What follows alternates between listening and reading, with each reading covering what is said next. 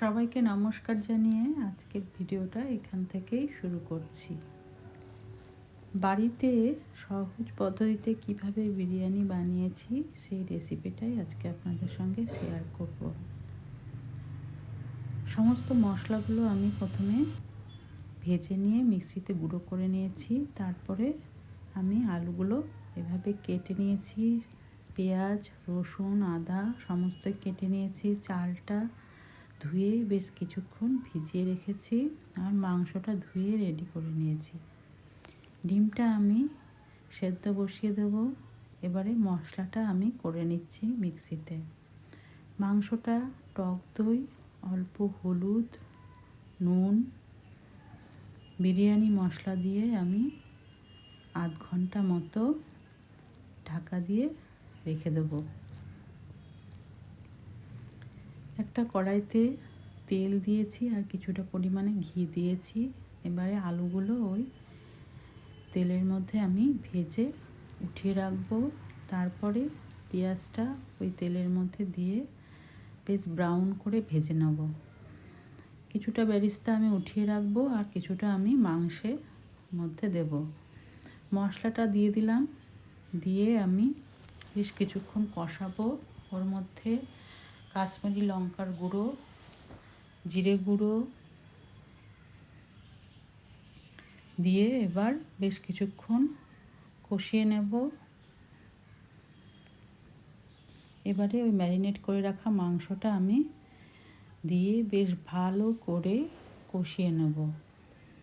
এবারে কিছুটা পরিমাণ জল দিয়ে মাংসটা ভালো করে সেদ্ধ করে নেব।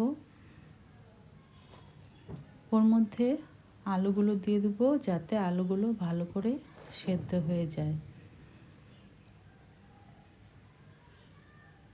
দিয়ে আমি কিছুক্ষণ আঁচটা সিম করে ঢাকা দিয়ে বেশ ভালো করে সেদ্ধ করে নিয়েছি। রেডি আমার বিরিয়ানির মাংস। এবারে একটা গামলাতে জল গরম করেছি। সেই জলের মধ্যে আমি কিছুটা পরিমাণে তেল, তেজপাতা আর স্টারগুলো দিয়ে আমি চালটা দিয়ে দিয়েছি। ওর মধ্যে কিছুটা পরিমাণ নুন দিয়ে আমি চালটা আমি ভাত করে নিয়েছি। খুব বেশি সেদ্ধ করে নিয়ে 80% করেই নামিয়ে নিয়েছি চালটা। এবারে একটা হাঁড়িতে কিছুটা পরিমাণ ঘি দিয়ে তারপরে ওই মাংসগুলো দিয়ে একটা ভাতটা ওপরে দিয়ে একটা লেয়ার মতো তৈরি করেছি। তারপরে তার উপরে আমি কিছুটা পরিমাণ টক দই, সেদ্ধ করে রাখা ডিম,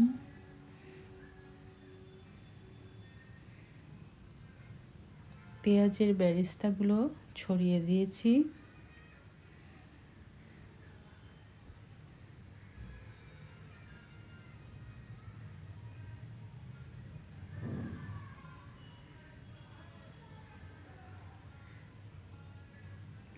দিয়ে আমি কিছুক্ষণ দমে দিয়ে দেবো। তার আগে আমি গরম দুধের মধ্যে একটা আমুল দুধের পাউডার, তার মধ্যে আমি কেশরটা দিয়ে 2 চামচ মতো আমি গোলাপ জল, 2 চামচ কেওড়া জল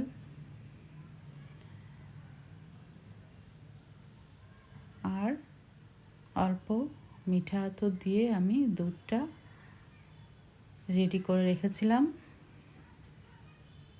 সেই দুধটা আমি ওই বিরিয়ানির ওপরে দিয়ে বিরিয়ানি মশলাটা যে গুঁড়ো করে রেখেছিলাম সেটা আমি দিয়ে অল্প পরিমাণে ঘি দিয়ে আমি ঢাকা দিয়ে 10 মিনিট দমে রেখে দেবো। ব্যাস রেডি আমার বিরিয়ানি।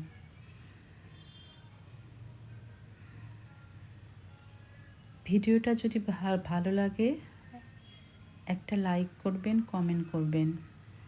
ভালো লাগলে একটা লাইক অবশ্যই করবেন। আজ তাহলে এখানেই শেষ করছি।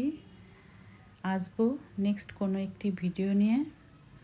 সবাই ভালো থাকবেন, সুস্থ থাকবেন আর সাবধানে থাকবেন। ভালো লাগলে একটা লাইক অবশ্যই করবেন। আজ তাহলে এখানেই শেষ করছি, বাই।